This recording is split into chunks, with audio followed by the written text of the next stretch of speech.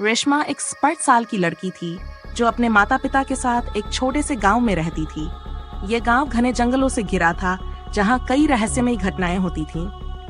गांव में एक पुरानी किंवदंती थी, एक काला कुत्ता जो सिर्फ उन्हीं लोगों के पास जाता था जिनकी आत्मा किसी गहरी प्यास से जूझ रही होती थी। लेकिन वह प्यास पानी या भोजन की नहीं थी, बल्कि कुछ और ही थी, कुछ खतरनाक। रेशमा को हमेशा ऐसा लगता था कि उसकी जिंदगी में कुछ अधूरा है। उसे अक्सर अजीब सपने आते जिसमें वह अंधेरे जंगल में अकेली भटक रही होती और कोई उसके पीछे पीछे चल रहा होता। एक रात जब चांद बादलों के पीछे छिपा हुआ था, रेशमा घर से बाहर निकली।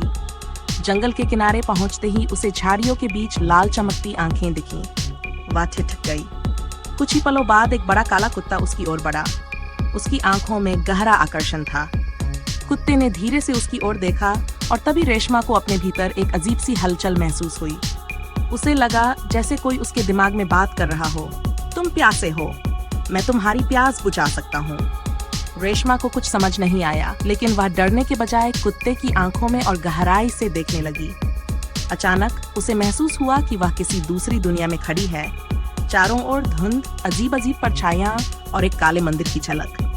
तुम जो चाहती हो वह मिल सकता है, कुत्ते की आवाज उसके कानों में गूंजी, लेकिन इसकी एक कीमत होगी।